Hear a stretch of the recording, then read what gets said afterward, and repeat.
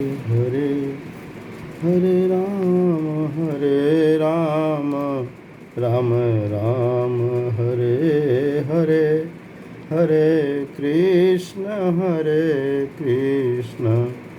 कृष्ण कृष्ण हरे हरे, हरे राम राम राम हरे हरे, राम राम हरे हरे, कृष्ण कृष्ण हरे हरे, राम राम हरे हरे, कृष्ण कृष्ण हरे हरे। हरे कृष्णा। देवियों एवं सज्जनों, मैं अपना वीडियो प्रारंभ करूं इसके पहले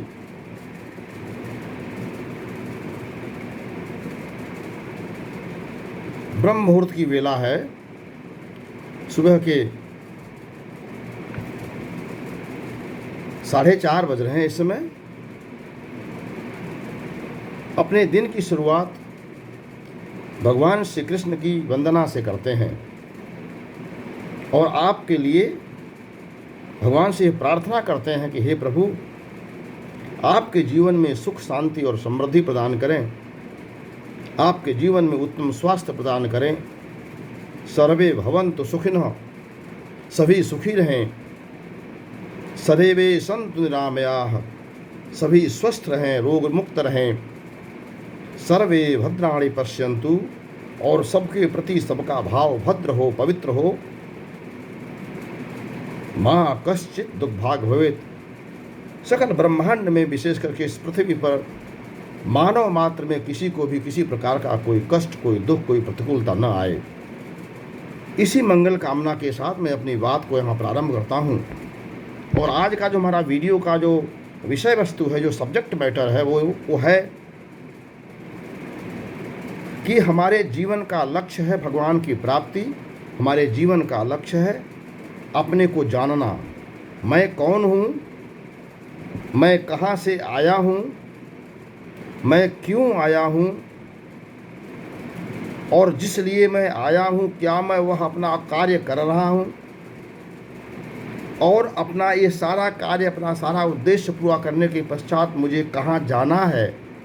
हमारे जीवन का ये 5 लक्ष्य है। हमारे जीवन के जो 5 यक्ष प्रश्न हैं, इन्हीं प्रश्नों का उत्तर खोजने के लिए भगवान ने हमको मानव शरीर दिया है। हमको यानी मुझ आत्मा को। हमें रोज़ यह ध्यान रखना है, रोज़ इस बात का ध्यान रखना है। पहला ध्यान हमको यही करना है कि हम हैं कौन। तो इसका सीधा सा उत्तर है, हम आत्मा हैं, हम शरीर नहीं हैं। शरीर मेरा घर है और इस शरीर के अंदर मैं यानी आत्मा रहता हूँ। और जब आत्मा इस शरीर में रहती है तो सीमित हो जाती है, इसकी सारे शक्ति सीमित हो जाती है, और इसीलिए इसको जीव कहते हैं। लेकिन यही आत्मा जब शरीर से बाहर निकल जाती है मृत्यु के पश्चात, तो जीव की जगह आत्मा कहलाती है और यह असीमित हो जाती है। उसी प्रकार जिस प्रकार से परमात्मा है, आत्मा और परमात्मा में फिर कोई भेद गुणात्मक दृष्टि से नहीं रह जाता। मात्रात्मक दृष्टि से तो वो भेद रहेगा।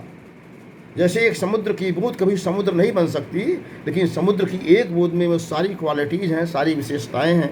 गंगा की एक बूंद में वो सारी विशेषताएं हैं जो गंगा नदी में है, जो समुद्र में है। उसी प्रकार से जिस प्रकार से एक पुत्र के अंदर वो सारी जीन्स पाई जाती हैं, सारी विशेषताएं पाई जाती हैं जो उसके पिता के अंदर होती हैं।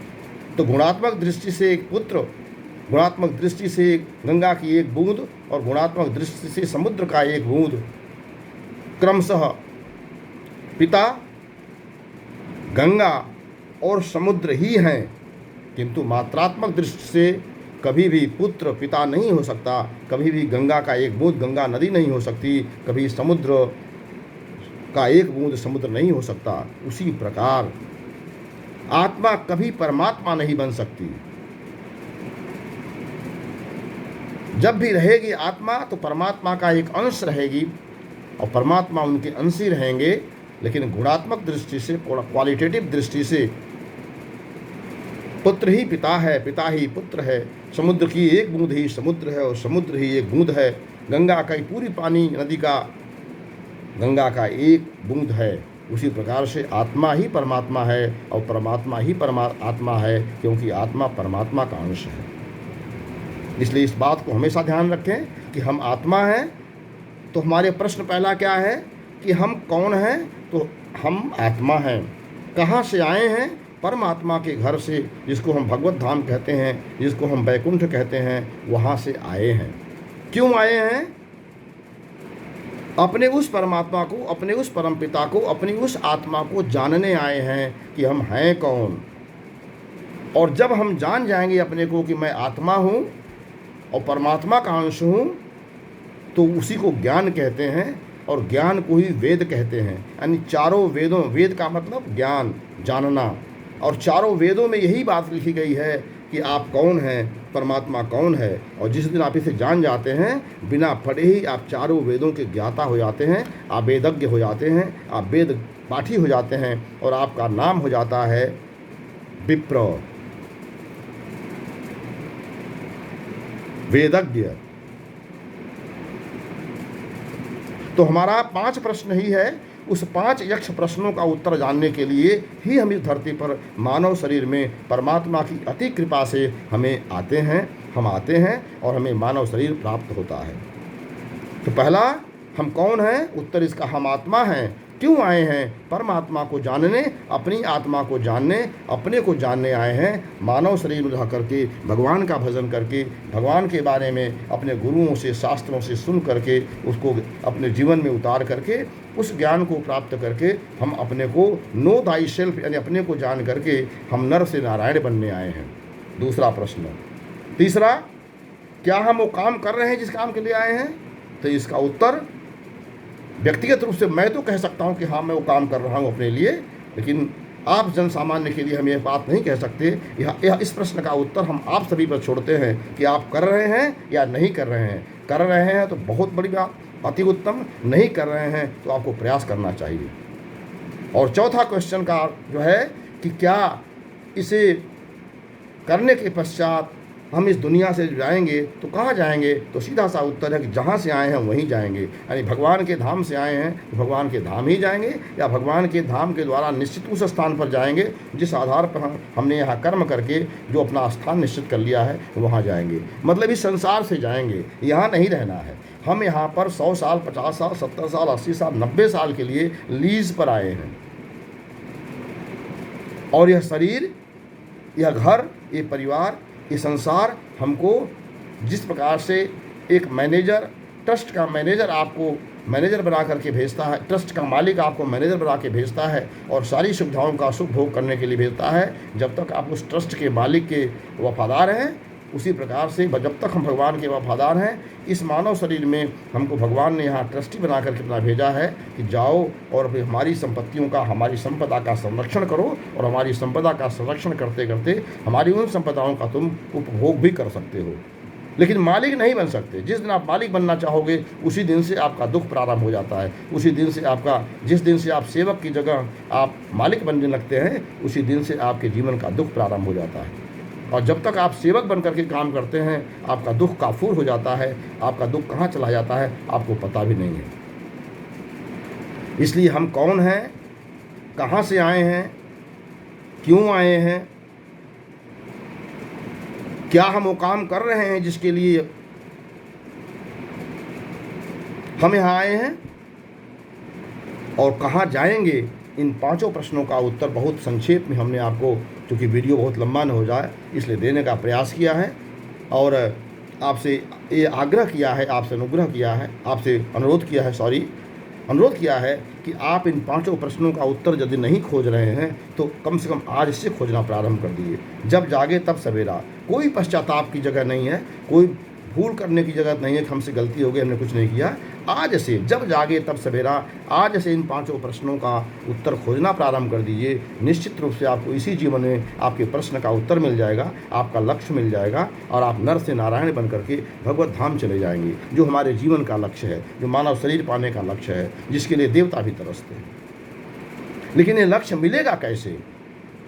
इसी के लिए मैं आपसे ये वीडियो बनाने जा रहा हूँ, और इसी के लिए मैं आपसे कहना चाह रहा था कि एक मनुष्य सामान्यतः 1 मिनट में 15 से 16 बार सांस लेता है।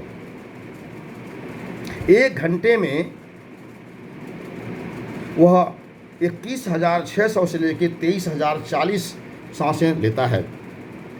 एक दिन में वह मनुष्य जो है